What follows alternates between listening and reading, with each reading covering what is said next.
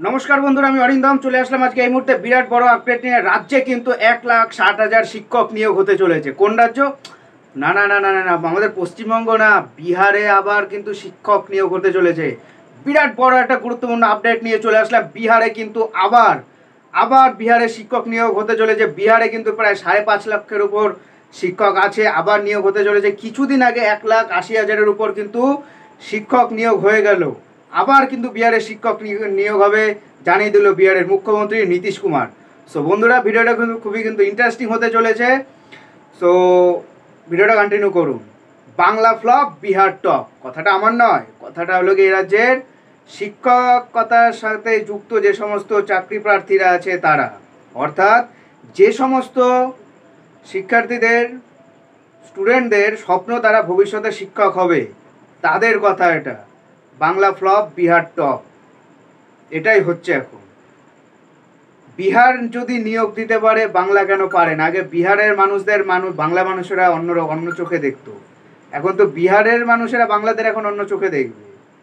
শিক্ষা ব্যবস্থা উন্নতি করতে চাইছে বিহারের মুখ্যমন্ত্রী নীতিশ কুমার। চলুন আপডেটটা জেনে নিই। বিরাট খবর চাকরি প্রার্থীদের জন্য।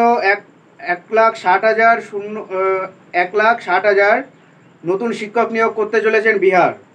বিরাট খবর চাকরি প্রার্থীদের আগে। বিহারে বিধানসভা নির্বাচনের আগে আরও একটা ঘোষণা করলেন নীতিশ কুমারের সরকার।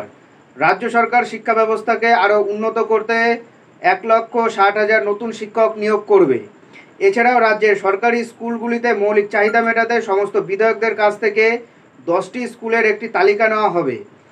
এরপর সংশ্লিষ্ট বিদ্যালয়গুলিকে সংস্কার করা হবে। আর এ রাজ্যে ক্লাস 5কে ইনক্লুডেড করার জন্য হাইকোর্টে কেস করতে হয়। বৃহস্পতিবার সম্পূরক বাজেট পেশ করার সময় শিক্ষামন্ত্রী সুনীল কুমার এই ঘোষণা দেন। মানসম্মত শিক্ষা নিশ্চিত করতে বিভাগ কাজ করছে বলে মন্ত্রী জানান। তার ভাষণে মন্ত্রী বলেন যে মুখ্যমন্ত্রী নীতিশ কুমারের নেতৃত্বে শিক্ষা দপ্তরের প্রত্যেকে ভালো ফল এবং মানসম্পন্ন শিক্ষা নিশ্চিত করতে কাজ করছে। রাজ্যের মেয়েরা সংখ্যালঘু, অনগ্রসর এবং অত্যন্ত অনগ্রসর মানুষের কথা মাথায় রেখে রাজ্যে মোট বাজেটের 18% শুধুমাত্র শিক্ষা দপ্তরের জন্য বরাদ্দ করা হয়েছে। তিনি বলেন, শিক্ষার গুণগত মনোন্নয়নের জন্য একযোগে 1,73,000 শিক্ষক নিয়োগ করা হয়েছে। এটি নিজেই একটা রেকর্ড।